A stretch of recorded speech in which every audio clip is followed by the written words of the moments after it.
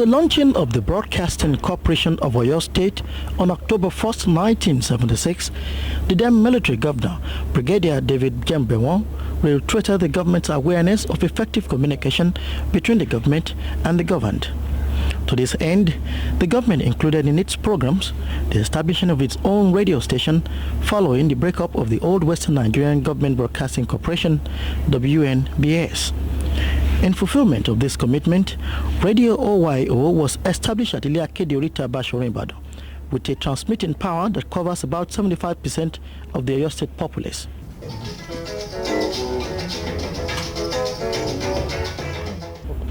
With the advent of a civilian regime in 1979, Chief Bola Ige, who became the governor of the state, reiterated his commitment to build more transmitters for the station, upgrade the studio's equipment, and recruit more qualified staff. Between 1979 and 1983 came a quiet revolution, an all-pervasive movement that critics could not say where it began, what it was, or whether it will lead. But the ordinary people of Oyo State know it was there. That quiet revolution was the establishment of New Day Television, the television service of Oyo State. As a tribute to this quiet revolution activated by a dynamic change generator, Chief Bola Ige, the then governor of Oyo State, promised the Oyo State people an independent arm of the new radio and television broadcasting corporation of the state. The recruitment of the most dedicated, brilliant, efficient, hard-working professional staff without discrimination against their ethnic background, creed or belief enabled the Radio Oyo and the television service of Oyo State, T.S.O.S. in particular, to serve the best and the greater interest of the teeming population of the state. Indeed, under the Bola Ige administration, the two stations, that is the T.S.O.S. and Radio Oyo, both enjoy the unimaginable, unrestrained and unfettered freedom to operate. The kind of freedom that generated and tested ideas, the freedom that allowed programming as the station's creative instincts indicate, and the freedom that permitted the packaging of news as the stations deemed fit in their own chosen style and approach.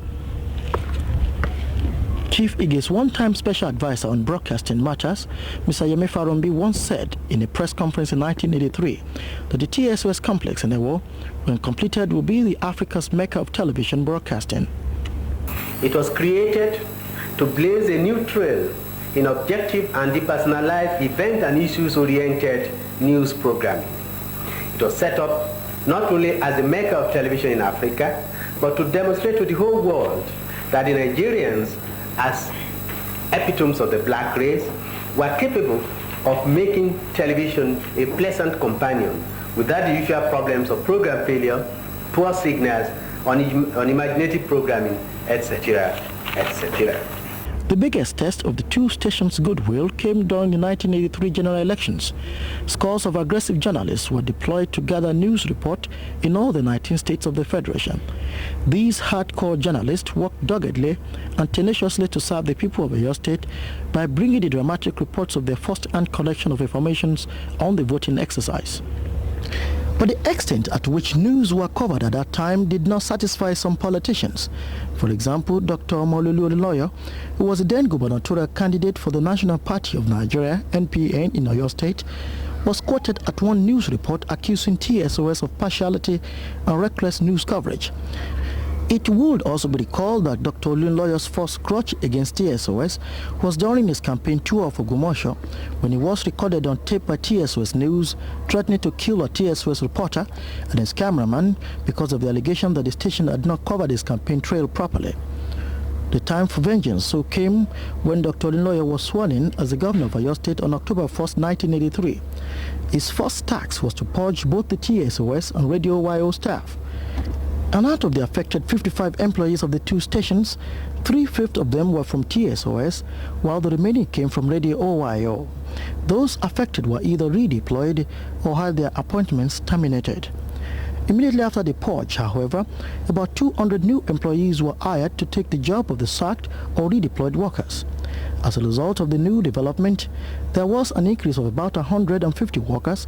Most of the affected workers were caught by surprise and did not know specifically why they were fired. But when interviewed on their experiences during the trial period, they had this to say. Actually, it was shocking for me when I heard that the former governor, Governor Olunloyo, sacked me from the profession and from the T.S.O.S. rather. There was no basis for it. In any case, I did not commit any offense. So he sacked me. He didn't allow me to defend myself. I felt that there was an apparent injustice there, in the sense that he was both the accuser and the judge, and did not give me the opportunity to defend myself. Now, I was thrown out of the job, and I saw it as one of the assets of the profession of journalism. This is a job you cannot satisfy anybody, you know. But even then, I did not feel despondent. I took up the challenge and, tried to get something doing.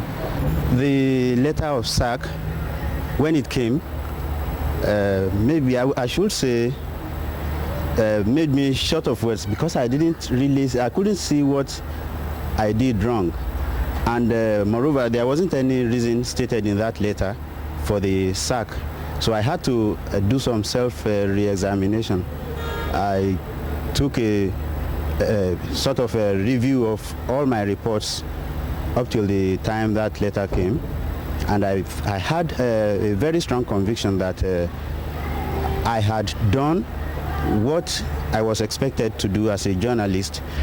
The military takeover of the government on January 1st, 1984 soon turned the tide around.